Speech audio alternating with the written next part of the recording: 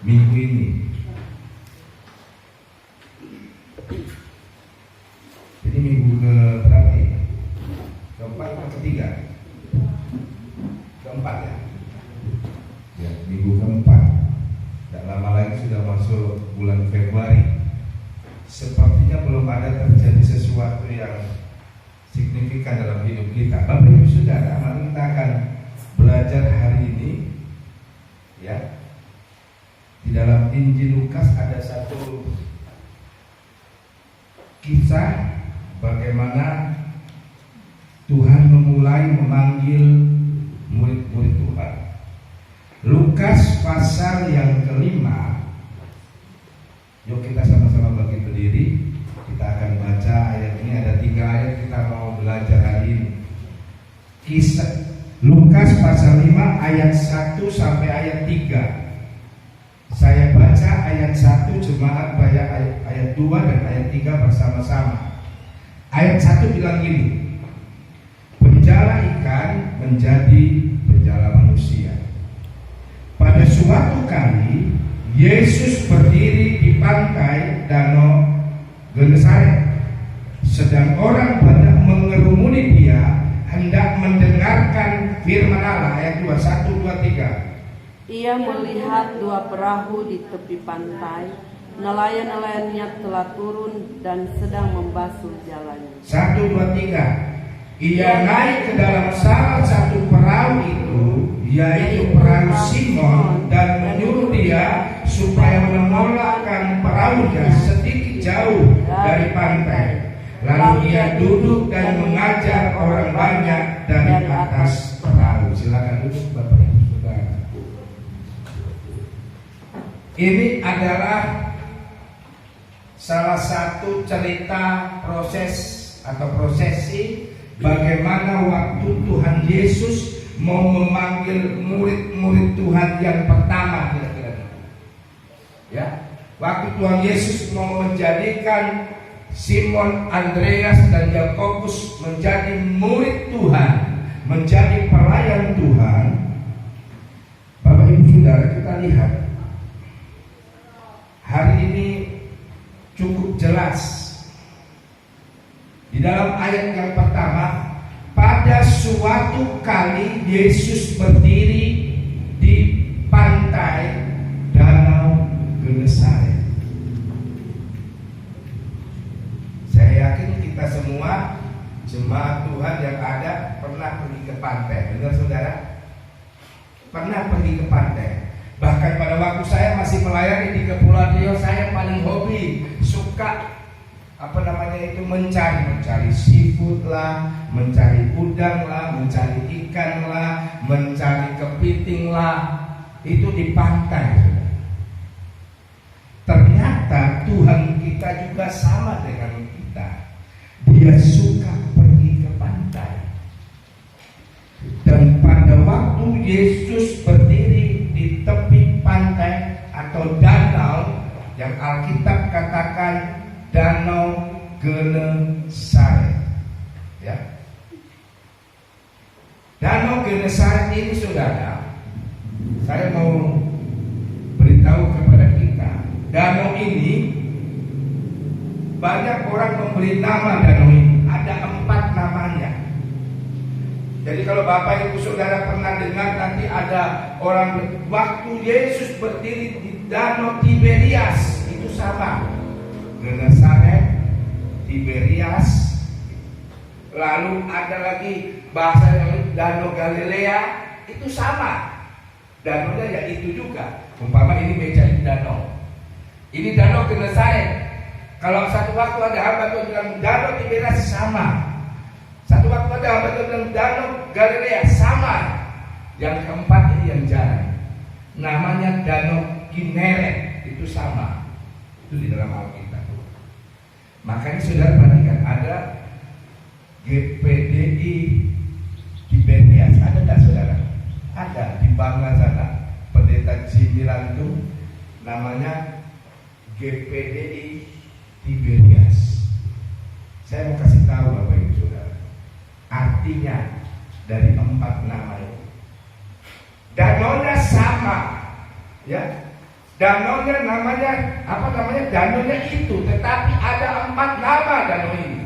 Yang pertama hari ini kita belajar, dikatakan oleh firman Allah, maka berdirilah Yesus di tepi danau Genesaret. Genesaret di sini saya tulis saudara. Genesaret artinya kegagalan. Kalau minggu lalu kalau saudara ingat khotbah saya bicara tentang apa? Kecewa.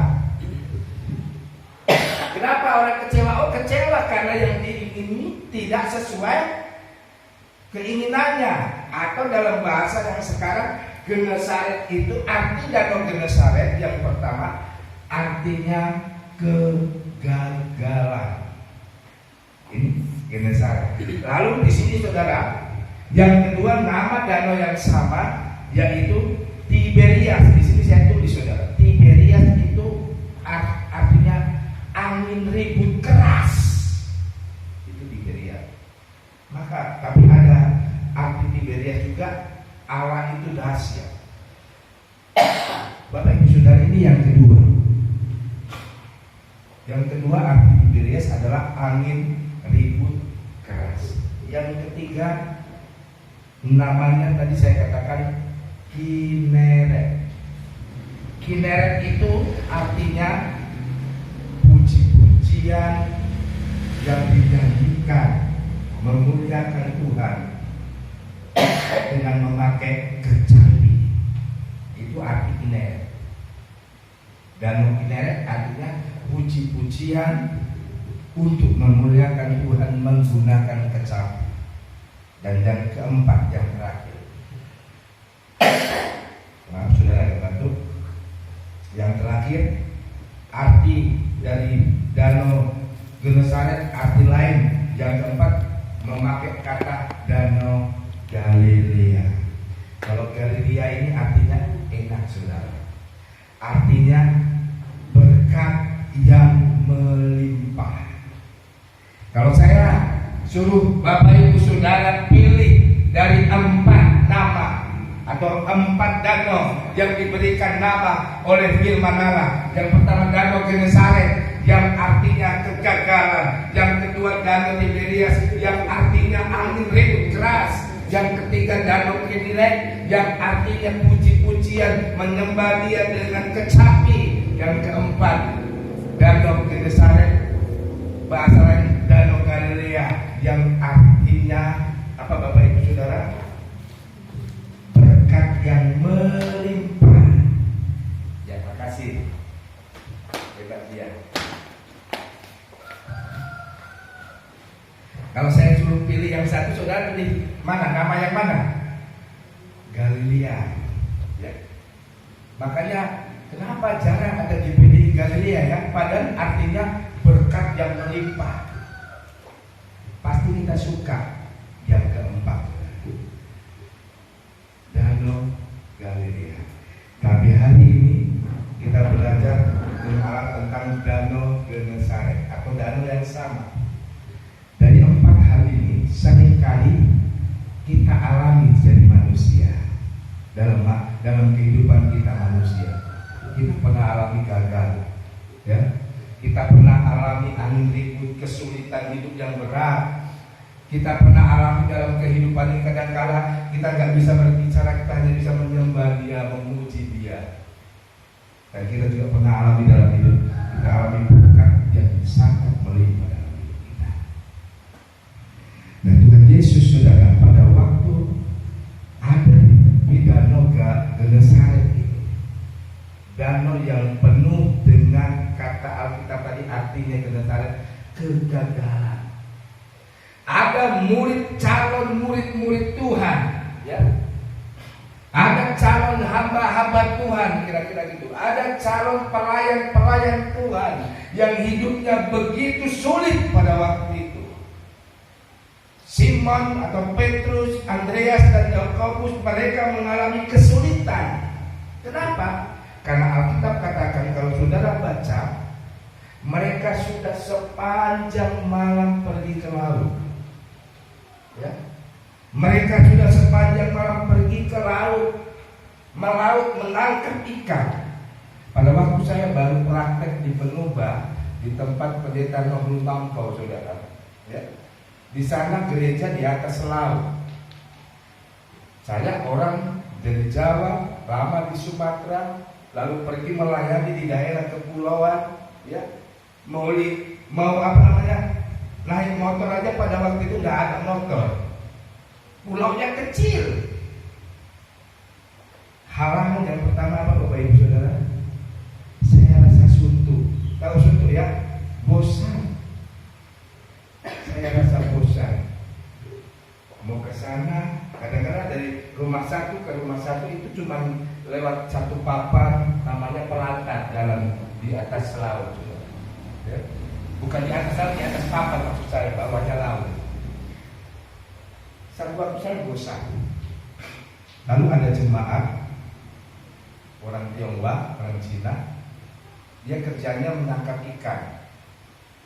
Jaring, kalau orang sana cakap jaring, kalau orang sini bilang apa belum tahu.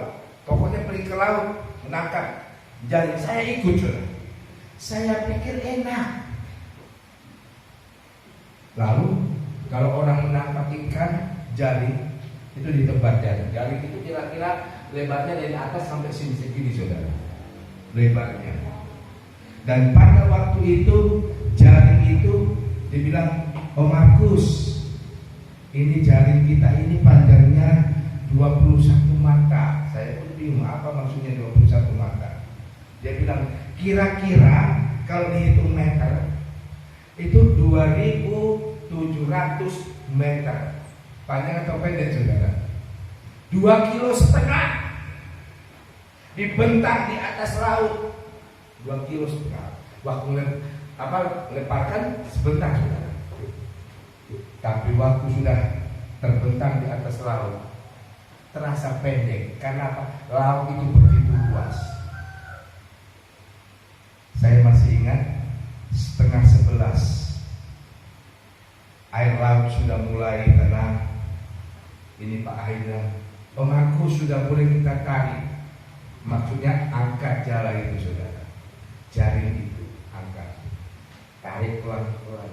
Bapak Ibu Saudara, 2.700 meter, ya, 2.700 meter kurang lebih. Itu dibilang dia punya 2 jari. Karena Om Markus ikut bawa tuh yang pendek. Yang pendek aja 2.700 meter, saudara, ya. Yang panjang itu sekitar mau 6.000 lebih meter. Saudara tahu, waktu kami tarik itu yang panjangnya kira-kira 2.700 meter, saya masih ingat. Karena apa? Kenapa saya ini pengalaman, saudara. Ternyata seorang nelayan waktu narik ada gelombang di laut itu nggak kayak di sini di aspal. Kalau berhenti ya tenang. Kalau di laut tetap gini-gini, betul saudara, tetap goyang-goyang. Saya masih dapat rasakan itu. Ternyata kalau orang bilang lutut itu goyang, begitu goyang jatuh berapa kali. Saya tarik pada ringan dan ditarik. Saya jatuh berapa kali karena gelombang. Dan saudara tahu, jaring yang begitu panjang untuk ukuran saya, dalam pikiran saya hanya dapat 3 ekor ikan.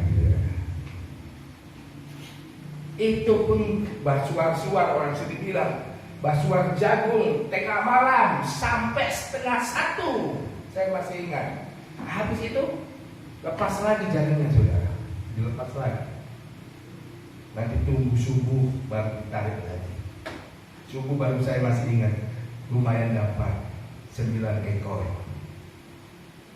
Bayangin, saudara, saya tidak bisa bayangkan bagaimana Petrus, Andreas, dan Yakobus sangat kecewa.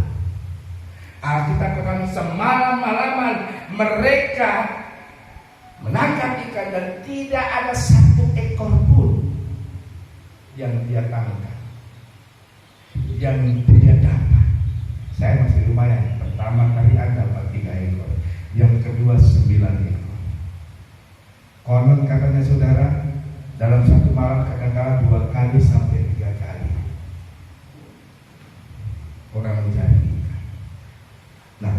Makanya di dalam Danau Genesaret, Genesaret artinya kegagalan. Dalam kegagalan Petrus atau Simon, Andreas dan Yakobus itu mereka kecewa, sehingga di dalam ayat yang kita baca tadi ayat 1 sampai ayat 3 itu menerangkan kegiatan mereka, ya. Menerangkan, dikatakan di ayat 1 tadi, pada suatu kali Yesus berdiri di pantai Danau Genesaret, sedang orang banyak mengerumuni dia hendak mendengarkan firman Allah.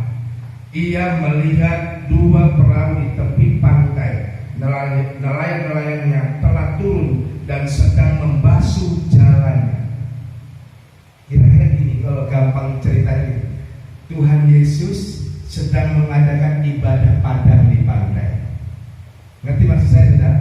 Alkitab katakan ayat 1 tadi, orang berbondong-bondong berkerumun mengelilingi Yesus untuk mendengarkan firman Allah. Tapi di samping sebelah sana, kira-kira Yesus punya mata terlihat ada dua perahu, nelayannya sedang membersihkan jalannya, memperbaiki jalannya. Kenapa? Karena jalannya itu koyak, jalannya itu sobek. Makanya mungkin dalam hati Petrus menggerutu, kurang asam ini, gara-gara sobek ini saya tidak dapat ikan. Kira-kira gitu Bapak Ibu Saudara, benar? Dan kalau saudara pernah kerja nelayan, menjahit jalan, itu kalau di darat enak, kalau di laut dia goyang-goyang, lama. Nah Petrus, Andreas dan Yakobus dalam hatinya menggerutu, aduh gara-gara kena kayu ini, koyak jaring, tidak dapat ikan. Dalam kekecewaan, mata Yesus melihat ada dua orang. Lalu Yesus menghampiri mereka. Amin Bapak Ibu Saudara. Yesus menghampiri perahu salah satu mereka, dan kebetulan adalah perahu Petrus. Lalu Yesus bilang, bro, boleh minta tolong tak? Aku naik, lalu kasih dayung ke tengah sedikit, keluar sedikit. Saya mau menyampaikan firman Allah. Saya mau memberitakan firman Allah. Yang luar biasanya saudara, Petrus mengikuti apa kata Yesus. Dan setelah Yesus menyampaikan firman Allah, Alkitab katakan, ya, setelah Yesus menyampaikan firman Allah, Alkitab katakan, Petrus, pergi dayung ke tempat yang sedikit dalam, lalu tebarkan jalamu. Apa yang Yesus ucapkan, apa yang Yesus perintahkan, itu adalah perintah kata-kata yang tidak sesuai dengan hukum nelayan. Sekali lagi saya katakan juga, apa yang Yesus ucapkan, perintahkan kepada Petrus, Andreas dan Yakobus adalah perkataan yang tidak sesuai dengan pelajaran seorang nelayan. Orang kalau tabur jalan di laut itu saudara, itu kalau sudah gelap, sudah petang minimal, ya. Kecuali kalau zaman sekarang ada namanya bukan harimau. Kalau sudah pernah dengar di berita, itu siang-siang ditabur karena ditarik dengan kapal ini jaringnya. Kalau dalamnya laut 30 meter, DP jaring lebarnya 30 meter, saudara minggu baru ditarik. Tapi pada waktu itu enggak seperti itu. Petrus berkata, Tuhan, sudah semalam-malam aku nangkep ikan, gak dapat ikan. Ini Tuhan sudah suruh siang-siang begini jam 10 kira-kira gitu, Tuhan suruh tabur. Tapi Petrus saudara, Petrus tumben dia gak protes Tuhan. Dia ikut apa maunya Tuhan. Dia ikut apa maunya perintah Yesus itu. Dan Alkitab katakan, kalau saudara baca di kitab lain, Kitab Injil Markus ada, Injil Matius ada. Petrus mendapat ikan yang begitu banyak sehingga Alkitab katakan perahu mereka penuh dengan ikan. Perahu mereka penuh dengan ikan. Bahkan perahu sudah penuh, jarak mereka hampir apa? Koyak. Hampir robek lagi. Karena begitu banyaknya ikan. Saya pernah ke laut, saudara. Saya pernah ikut di tetangga gereja, Pak Asun namanya di sana, menangkap apa namanya itu? Dia ada rupa apa namanya? Kalau saya kelong bingkis. Jadi ikan ini umpama jalan, baru ini dihalangi dengan jaring.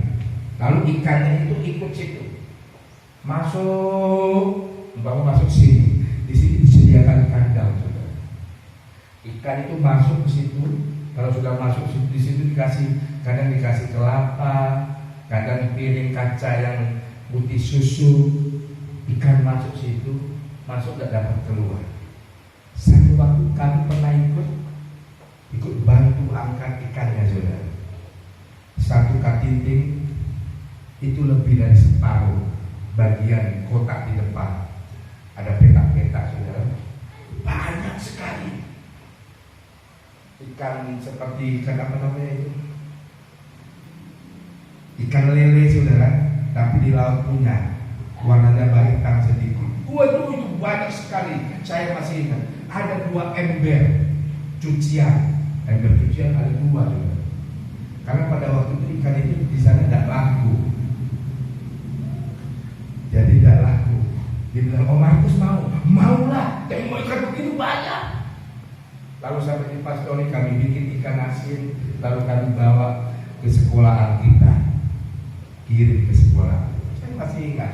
Makanya saya yakin kalau saya diberkati Tuhan, karena semua taburan-taburan itu, Bapak Ibu Saudara. Amin. Saya tidak bisa bayangkan bagaimana Petrus waktu lihat mereka punya perahu hampir tenggelam. Bukan karena ribut, bukan karena apa, tenggelam karena banyaknya ikan. Lalu dia berkata, "Oh, Pak Ferdi, kamar hijau, kira-kira gitu. Ada orang nelayan, kamar hijau, kamari, bagi ini berkat." Makanya Galilea tadi artinya apa? Berkat yang melimpah. Tadinya Petrus alami kegagalan, dia alami kesesaran, kegagalan dalam hidup, kecewa. Tapi waktu Yesus lihat dia, Yesus bilang, "Hai kawan, bolehkah aku naik ke perahu?" "Silakan Tuhan." "Bolehkah kamu dayung ke tengah sedikit? Saya mau menyampaikan firman Allah." Silakan. Bapak Ibu Saudara, di dalam hidup kita dekat dengan kegagalan. Di dalam hidup kita dekat dengan kesulitan. Di dalam hidup kita juga dekat dengan berkat yang melimpah. Di dalam hidup kita seringkali dekat dengan sukacita penuh dengan pujian. Tapi Bapak Ibu Saudara, saya mau sampaikan ada 4 hal secara cepat, ya, yang perlu diperhatikan di dalam kehidupan ini. Danau ini berbicara tentang dunia. Perahu Simon Petrus itu bicara tentang kehidupan kita. Amin, Bapak Ibu Saudara. Lalu jala itu berbicara apa, Bapak Ibu Saudara? Jala itu berbicara tentang iman kita. Petrus pergi ke laut membawa jala, tapi sayang jalannya koyak. Jalannya tidak berfungsi dengan baik. Kenapa? Karena imannya tidak bersama dengan Tuhan. Tapi waktu Yesus berkata, "Simon, aku naik ke perahumu. Aku mau sampaikan firman di atas perahumu." Artinya apa, Bapak Ibu Saudara? Kehidupan rumah tangga kita, perahu hidup kita. Seringkali kita gampang alami kegagalan, kita kecewa, dan kita menjerit di hadapan Tuhan. Tapi kalau kita izinkan Tuhan ada dan berfirman. Yang pertama saya tulis di sini, yang perlu diperhatikan dalam kehidupan kita. Yang pertama, ayat 1 dikatakan, sedang orang banyak mengerumuni dia, hendak mendengarkan firman Allah. Bapak Ibu Saudara, yang terpenting dalam kehidupan kita, mari yang pertama kita mendengarkan firman Allah. Apa arti firman Allah? Kita mendengarkan apa petunjuk firman Allah, apa petunjuk Tuhan dalam hidup kita. Di dalam kekristenan kita, kalau kita tahu mendengarkan petunjuk Tuhan, sama dengan Simon. Waktu Tuhan bilang, Simon, bolehkah aku naik ke perahu? Silakan Tuhan. Simon, aku mau sampaikan firman di atas perahu, silakan. Itu petunjuk. Maka di dalam kitab 1 Timotius pasal yang ketiga ayat yang ke-16 apa dikatakan saudara? Segala tulisan yang diilhamkan oleh Allah memang bermanfaat untuk mengajar. Tolong baca dulu firman. Ini petunjuk firman Allah saudara. 1 Timotius pasal 3 ayat 16 cepat.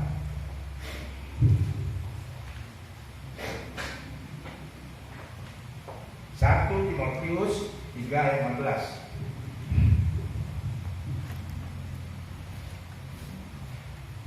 1 Timotius 3 ayat 16. Dan sesungguhnya agunglah rahasia ibadah kita, Ya. Dia yang telah menyatakan dirinya dalam rupa manusia, dibenarkan dalam roh, yang menampakkan 1 Timotius 3 ayat yang 16. 16 terus cepat. Dia yang telah menyatakan dirinya dalam rupa manusia, dibenarkan dalam roh, yang menampakkan dirinya kepada malaikat-malaikat, Salah dulu. Ya, sorry, 2 Timotius berarti 2 Timotius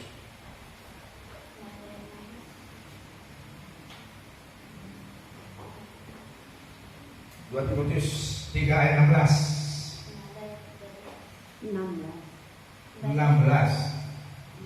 2 Timotius pasal 3 ayat 16. Segala tulisan yang diilhamkan Allah memang bermanfaat untuk mengajar, menyatakan kesalahan, memperbaiki kelakuan, dan untuk mendidik orang dalam kebenaran. Ada 4 hal fungsi firman Allah.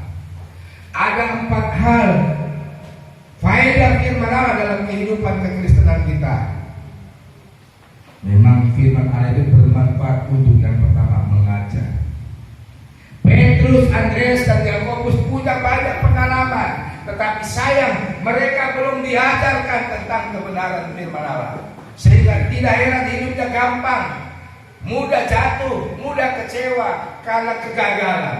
Tapi Alkitab katakan Tuhan tahu, maka Tuhan berikan firman kepada Petrus.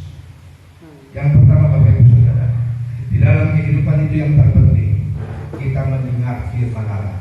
Kita mendengar apa petunjuk firman Allah. Saya selalu berdoa, setiap saya mengajar firman Allah, setiap saya berkhotbah, saya belajar firman Allah. Apa artinya kalau saya menyampaikan firman yang saya sampaikan itu tidak saya lakukan, tidak berdampak sama sekali? Tapi Alkitab katakan yang pertama, sesuatu yang sangat penting dan perlu kita perhatikan dalam hidup kita. Mari kita mendengarkan firman, mendengarkan petunjuk firman Allah. Yang kedua, secara cepat saudara, di sini saya tulis saudara, Petrus itu harus membereskan jalannya dulu, ya. Petrus harus hidup di dalam iman, ya. Melayani Tuhan, mengikut Tuhan, mengiring Tuhan, tidak bisa berdasarkan dengan alam pikiran. Oh, kalau pikiran saya lagi senang, saya setia dengan Tuhan. Oh, kalau pikiran saya susah, hidup saya susah, nanti dulu saya mencari dulu. Tidak, saudara. Yang kedua, hidup dalam kekristenan yang baik dan benar adalah kekristenan yang hidup di dalam iman. Amin. Amin, saudara. Iman apa kata firman Allah? Ibrani 11 ayat 1. Iman adalah dasar dari segala sesuatu yang tidak kita lihat dan bukti dari segala sesuatu yang tidak kita nambah. Itu iman. Ya. Kita boleh bergerak ini karena iman. Ya.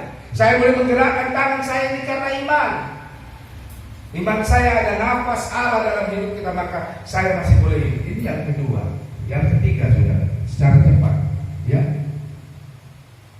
Kehidupan yang terpenting yang harus kita perhatikan dalam kekristenan kita di sini saya terus. Yesus naik ke perahu. Itu ayat yang ketiga. Yesus naik ke perahu. Yang ketiga, izinkan Yesus selalu berada dalam perahu rumah tangga kita. Amin. Izinkan Yesus selalu ada di dalam perahu kehidupan kita. Ini yang ketiga. Arti yang ketiga yang terakhir, izinkan Yesus selalu hadir dalam hidup kita. Ya.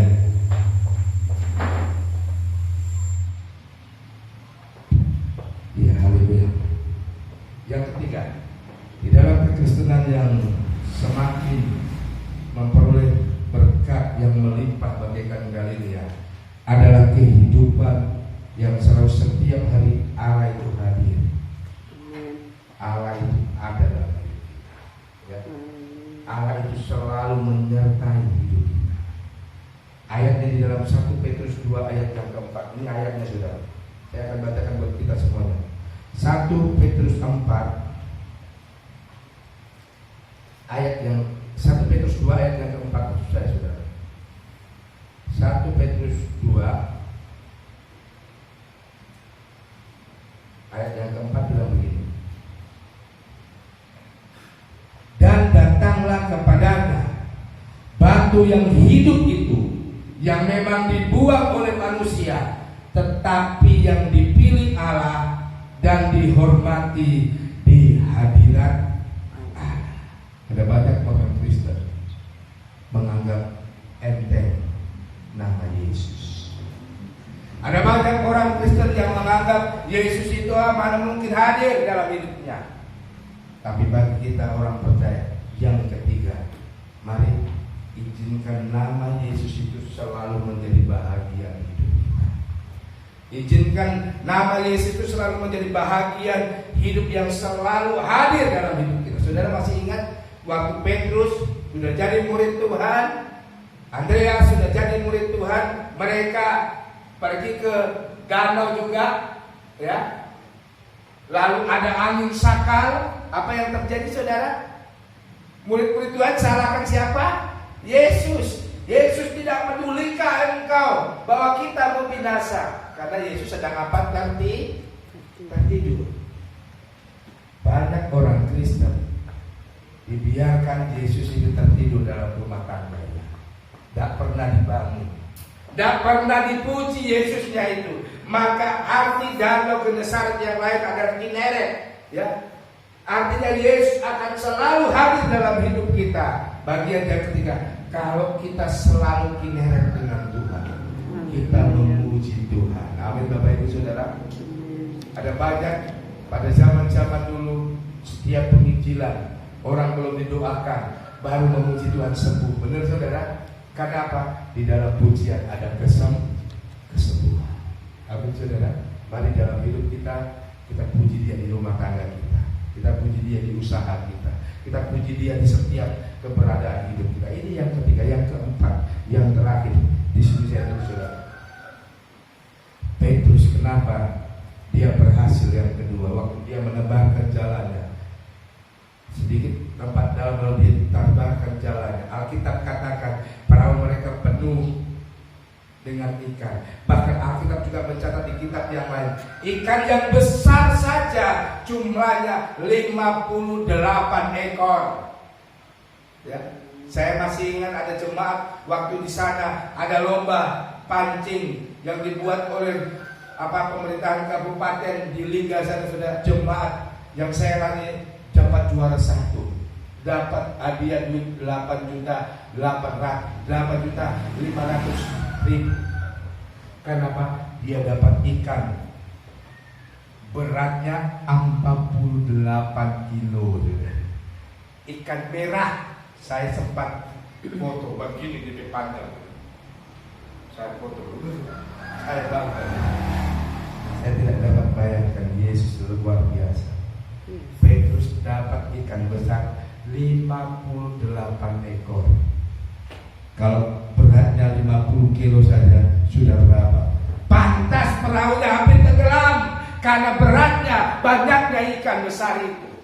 Bapak Ibu Saudara, yang keempat, kalau kita ingin melihat berkat Allah yang berlimpah dalam hidup kita, gunakan perahu kita. Izinkan perahu hidup kita, izinkan kehidupan kita. Kita berkata, Tuhan, kami mau hidup kami dipakai untuk memuliakan-Mu. Aku mau perahu Tuhan dipakai untuk menyampaikan firman-Mu. Aku mau dalam hidup ini aku menyampaikan kebesaran-Mu, keagungan-Mu dan kebaikan-Mu, Tuhan. Ini yang keempat, Bapak Ibu Saudara. Ya. Yang keempat, gunakan perahu untuk melayani Tuhan. Selagi masih hidup mari kita selalu belajar melayani Tuhan. Amin. Saya tutup dengan firman yang ditulis dalam Roma pasal 12 ayat yang ke-11.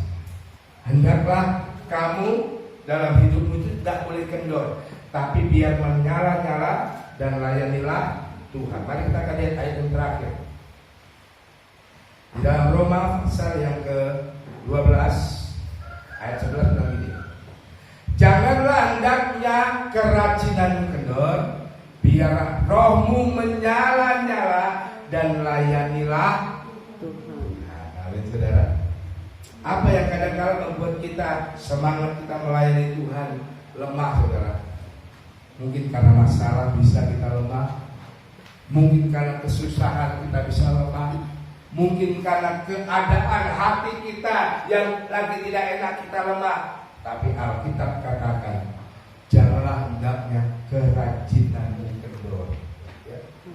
Jangan hilang kerajinan. Alkitab katakan kendor saja nggak boleh. Amin, Bapak Ibu Saudara. Janganlah hendaknya kerajinan kendor, biar rohmu menyala-nyala. Roh itu sesuatu yang tidak kelihatan, tetapi hasilnya bisa dilihat. Benar, saudara? Angin tidak kelihatan, itu menggambarkan roh, tapi hasil dari kekuatan angin itu bisa membuat macam ini. Pohon Natal bisa goyang aksesorisnya karena apa? Angin yang ada di kipas. Tapi kalau saya tanya, angin warna apa, saudara? Gak ada yang tahu, betul, saudara? Dalamnya roh kita masing-masing kita yang tahu.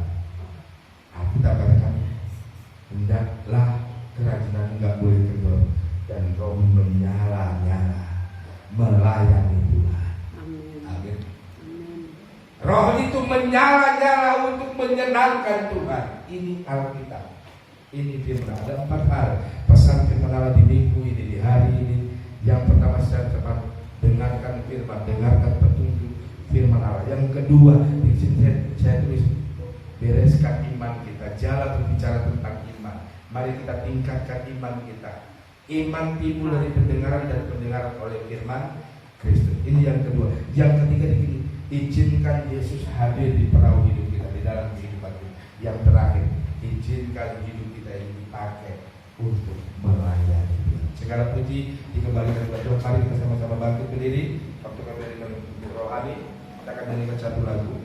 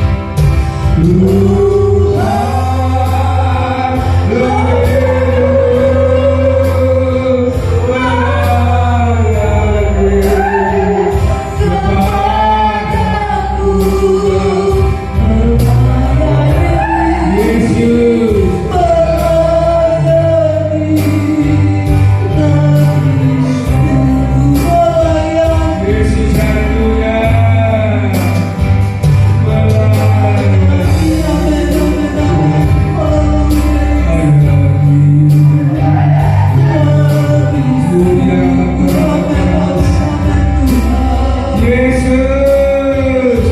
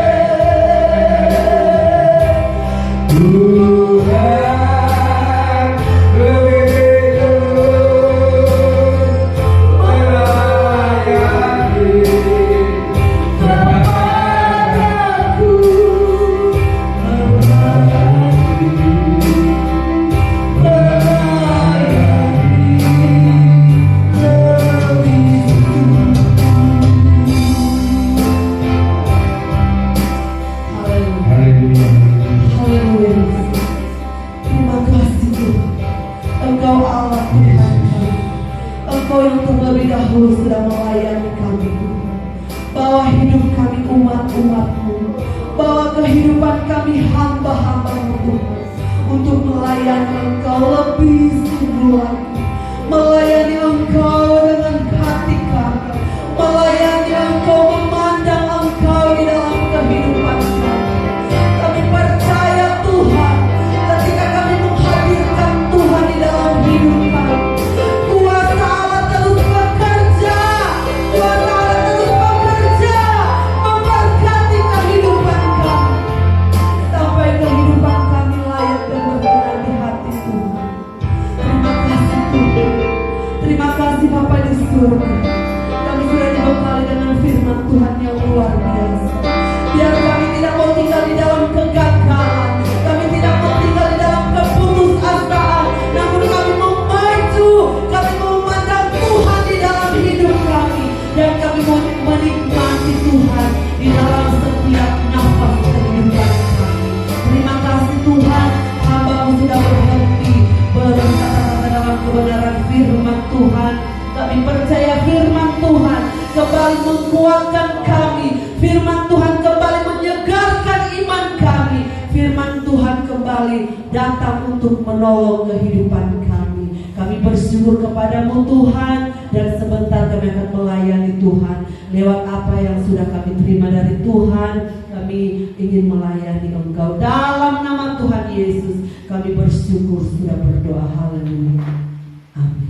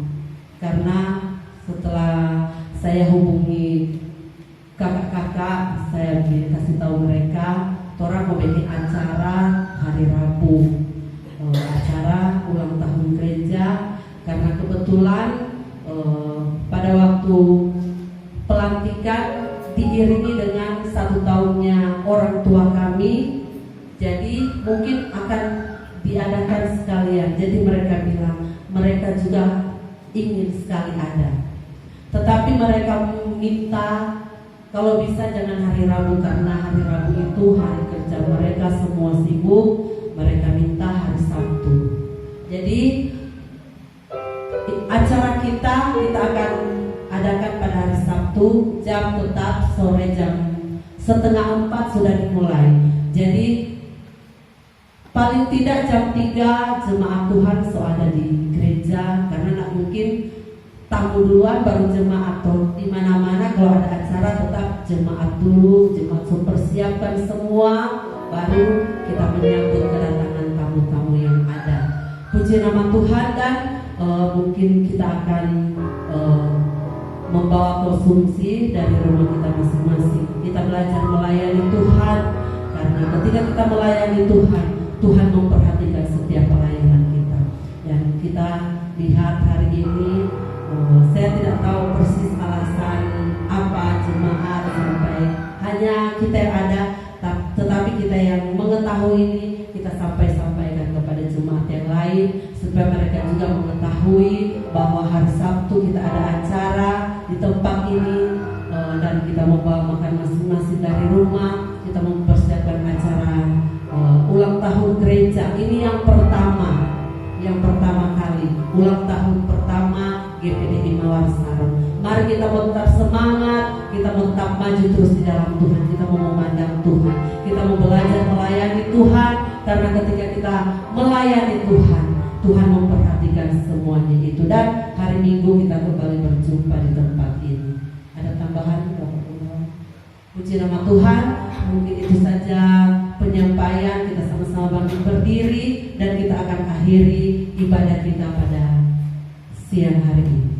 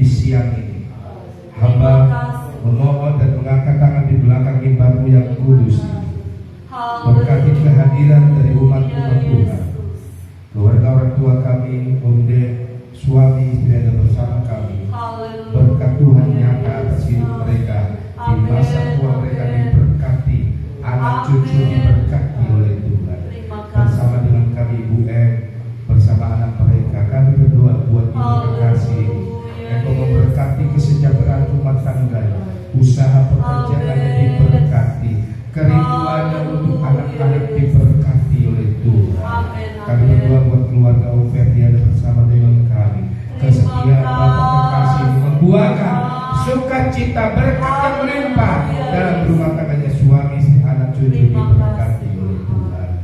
Doa kami, pujian kami, penyembahan kami, korban persembahan kami, semua naik berupa harum dan menyenangkan kami. Jemaat yang sedang diperhatikan Tuhan, mari kita angkat kedua belah tangan kita saat ini. Haleluya. Seiring tangan kita sedang terangkat, maka Tuhan sedang memegang hidup saudara dan saya. Tuhan memberkati kehidupan saudara dan saya. Jemaat Tuhan, arahkanlah hatimu.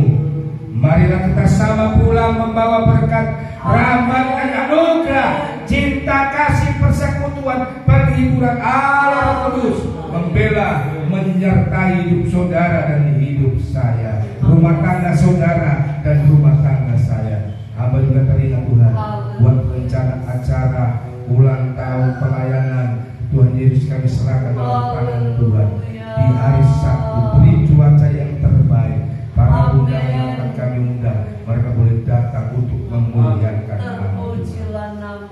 Jemaat Tuhan, marilah kita pulang bawa berkat, rahmat dan anugerah, cinta kasih, persekutuan, penghiburan Allah Kudus menyertai dan membela hidup saudara dan saya. Minggu ini adalah minggu mujizat, minggu pertolongan Tuhan melimpah atas hidup kita.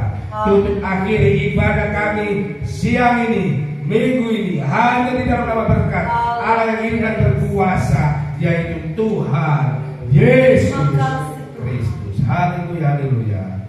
Amin. Selamat siang. Rahmat heran karya bagiku. Amin. Tuhan memberkati kita semuanya.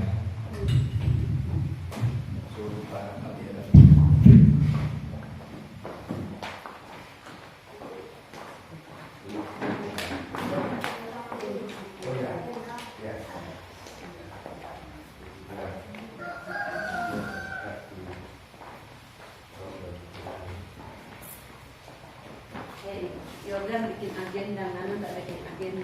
Mana sudah? Pada tangan kita. Kita program Pak. Persiapan.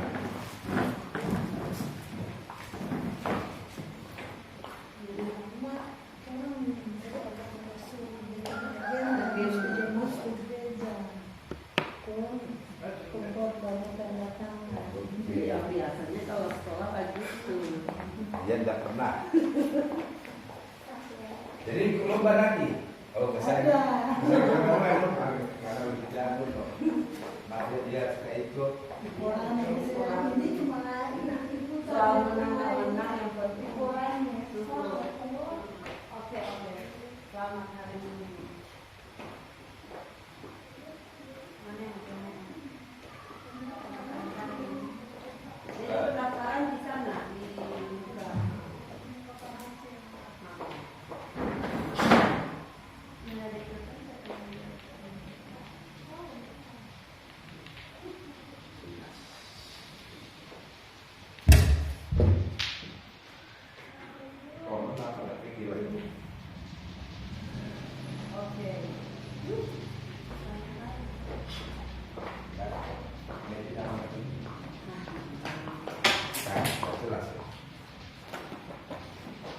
tanya dia lah bagaimana dia itu meraju tuh atau apa, maraju apa.